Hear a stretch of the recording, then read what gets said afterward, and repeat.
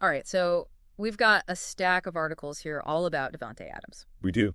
And, clearly we want to go beyond the surface level here. That's it. We want to go deeper than just the basic stats, right? We want to understand what makes him elite, what makes Davante Adams the player he is. We want the why, not just the what. Exactly. And hopefully uncover some of those aha moments along the way.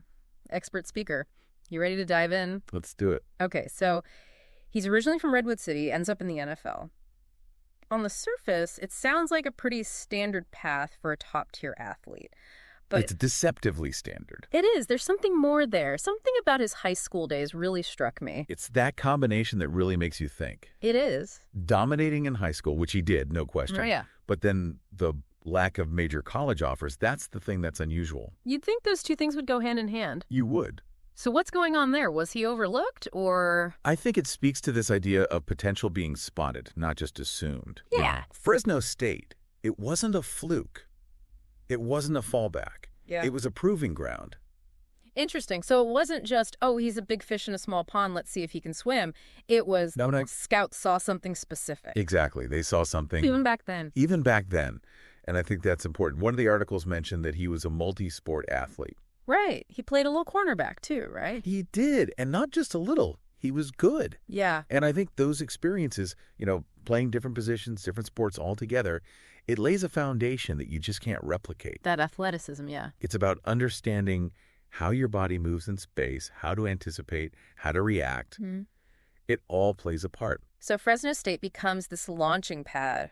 And what a launch. 102 catches his first full season. That's insane, even for like a powerhouse program. That's absurd. I mean, that's... And here's the thing. Yeah. It's not just the numbers, right? We always get caught up in the stats. It's the how. With Davante Adams, it was always the how. Okay, so it wasn't just yardage. What were they seeing? Route running, precision, understanding leverage. Even back then, it was NFL ready. So they were seeing glimpses of what he would become. Absolutely. Yeah. 102 catches, 1,312 yards. It wasn't just impressive. It was a sign of things to come. And the NFL obviously wasn't oblivious to this. No. Gets drafted in the second round by Green Bay. Talk about a dream scenario. Right. Playing with Aaron Rodgers, you'd think, okay, instant superstardom, right? You'd think so, but... But it's not always a straight line to the top, is it? Not at all. And his early years in Green Bay, well, they were far from glamorous. There were some injuries, right? And an adjustment period. Exactly. And that's crucial to remember. These weren't failures. They were a masterclass in development. Think about it. He goes from being a star at Fresno State to fighting for his place, one of the most complex offenses in the league, all while trying to build chemistry with, let's be honest, one of the most demanding quarterbacks out there. So less about instant impact, more about putting in the work, proving yourself. 100%. He had 38 receptions for 446 yards, 3 touchdowns his rookie year. Not bad by any means, but not the breakout people expected. But then, 2014 NFC Divisional Playoff game against the Cowboys, he explodes. 7 catches, 117 yards, a touchdown. And it's like, okay, there it is. There are those flashes. He's hinting at what he can do. Yeah, exactly. Like, it's the training montage in the movie. You know it's coming. I like that. So those early years, that was his training montage. And like any good montage, there's a turning point. By 2016, 75 receptions, 997 yards, 12 touchdowns. He's not just a promising rookie anymore, he's a problem for defenses. And that's when things really start to heat up, particularly with Aaron Rodgers, but we'll dive deeper into that right after this. We were talking about Davante Adams really hitting his stride in Green Bay. I mean, that connection with Aaron Rodgers, something special seemed to click there. What was it about that partnership that elevated his game? Oh, it was electric to watch. Yeah. You could see that trust building year after year, but then 2020 hits. 2020, that's the season. That's the one. Leading the league in touchdowns, just incredible, almost like they were reading each other's minds out there. How much of that is Adams and how much is, the Aaron Rodgers factor? It's the question, isn't it? The chicken or the egg. They had this synergy, Rodgers with that pinpoint accuracy. And Adams, he wasn't just getting open, he was in the exact CT spot Rodgers expected him to be. Every single time. So we're talking about more than just running the right route then? Oh, absolutely. It was anticipation, it was trust, built over years of playing together, countless hours of practice, film study, you name it. They developed that unspoken language. And, of course, the numbers speak for themselves that season. 115 receptions, over 1,300 yards, and those 18 touchdowns, league leading. I mean, wow. It's insane. And yet, after a season like that, he makes this move. Yeah. Goes to the Raiders, reunites with Derek Carr. On paper, it felt like a risk, a step down even. What do you make of that decision? It was a gamble, no question. Leaving a future Hall of Famer, a lot of people thought he wouldn't be able to replicate that success. I mean, they had something truly special, Rodgers and Adams. Yeah. To recap, we have Davante Adams coming off one of the best seasons for a receiver ever, and he leaves to play with his college quarterback. It's a great story, but purely from a football perspective. It was a head-scratcher for a lot of people. It really was. And yet, he goes out there and puts up another 100-catch, 1,500-yard season just like that. What does that tell you? It tells you Davante Adams is system transcendent. Now, let's not get it twisted. Derek Carr's a good quarterback. Oh, for sure, yeah. But this proved it's not just about who's throwing him the ball. Davante Adams makes quarterbacks better, not the other way around. Yeah. That's a special kind of player. High risk, high reward, and it paid off for him. Big time. So we've talked about his journey, his development, this knack for connecting with quarterbacks, but what about his game, his actual skill set? What makes him special? The articles mention his route running, that he's practically unstoppable in the red zone.